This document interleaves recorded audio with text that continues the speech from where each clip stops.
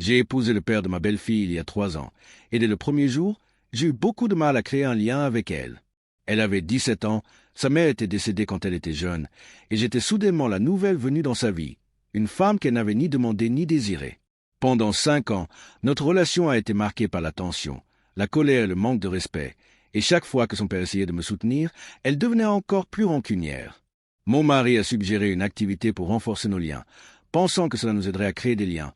Alors nous sommes allés dans une boutique spécialisée en sauces piquantes, car elle adore les plats épicés et se prend pour une experte. Je déteste les plats épicés, et j'ai la langue fissurée, mais je pensais pouvoir la regarder se régaler tout en essayant de ne pas trop en faire. Elle a choisi la plus douce pour moi, l'a trouvée horrible et trop sucrée, et s'est moquée de moi en me traitant de bébé. Puis elle a goûté la sienne, disant qu'elle n'était pas du tout piquante et qu'elle avait des saveurs incroyables, me poussant à y goûter aussi. J'ai fait l'erreur, et instantanément, ma bouche et ma gorge ont brûlé comme du feu. La sauce contenait du Carolina Reaper, le piment le plus fort qui soit. J'ai cru mourir tandis qu'elle riait, et le vendeur a dû intervenir avec quelque chose pour la soulager, visiblement étonné qu'elle n'ait pas réagi. Sur le chemin du retour, furieuse et souffrant le martyre, je lui ai dit qu'elle n'aurait ni téléphone, ni télé, ni ordinateur, sauf pour l'école, pendant 2 semaines, car il était clair qu'elle avait fait ça pour me blesser. Elle a hurlé que je n'étais pas sa mère, que je la manipulais, que je la diabolisais, et qu'elle souhaitait que je ne fasse pas partie de sa vie. Je lui ai dit que si elle pensait que je n'avais pas l'autorité pour la punir, son père pouvait le faire, mais dès que nous sommes entrés, elle s'est mise à pleurer, et contre toute attente, mon mari a pris son parti.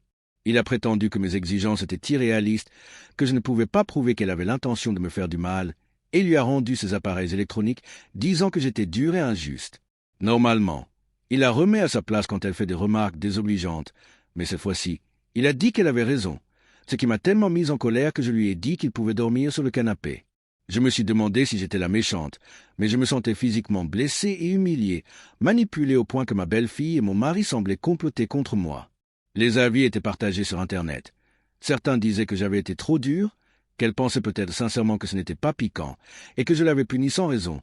D'autres affirmaient que le vrai problème, c'était que mon mari sapait mon autorité et la laissait instrumentaliser la blague, et que j'avais parfaitement le droit de fixer des limites. D'habitude, je laisse mon mari gérer les écarts de conduite, mais là, c'était allé trop loin. Ce n'était pas juste du manque de respect, c'était de la malveillance délibérée. La situation a dégénéré. Mon mari a fini par avouer qu'il avait orchestré cette activité de rapprochement, pensant que je pourrais en rire et créer des liens avec elle, mais au lieu de cela, voyant ma colère, il a choisi de me discréditer plutôt que d'admettre sa part de responsabilité. J'étais en colère, me sentais trahi et profondément blessé. Encore tremblante, je suis parti chez une amie pour me calmer. Les jours suivants, la manipulation émotionnelle s'est intensifiée. Mon mari a tenté de me faire pression. Ma belle-fille m'a envoyé des SMS confus et j'ai compris qu'il se servait d'elle pour contrôler la situation, transformant chaque conflit en prétexte pour me tourmenter. J'ai contacté un avocat spécialisé en divorce, j'ai confié mes affaires à un ami pour plus de sécurité et j'ai prévu de partir définitivement. Finalement, j'ai confronté ma belle-fille et, pour la première fois, elle m'a révélé des détails que j'ignorais. Elle n'envoyait pas les SMS manipulateurs, elle n'avait même pas lu mes excuses et s'était retrouvée prise au piège des manigances de son père. Nous avons pleuré ensemble. Nous nous sommes dit la vérité et je l'ai rassurée en lui disant que je ne l'abandonnais pas complètement et que je lui proposerais mon aide une fois qu'elle aurait 18 ans, non plus en tant que belle-mère, mais en tant que personne bienveillante. J'ai décidé de demander le divorce, réalisant que je ne pouvais plus rester dans un mariage où mon mari instrumentalisait sa fille pour me manipuler, où mes tentatives de créer des liens se transformaient en pièges et où mon bien-être émotionnel était ignoré. Partir était à la fois terrifiant et libérateur, et pour la première fois, j'ai pu respirer. Les démarches que j'ai entreprises, séances de spa, consultations avec un avocat, retour prudent à la maison accompagné d'amis, m'ont aidé à retrouver sécurité et sérénité.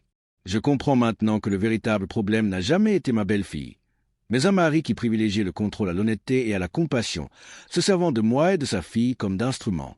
Malgré la douleur, je suis soulagé de sortir de ce triangle toxique, prêt à commencer une vie libre de manipulation et de peur, laissant derrière moi le chaos tout en gardant de l'empathie pour une adolescente prise au piège des manigances de son père, et enfin, à retrouver ma dignité et ma paix intérieure.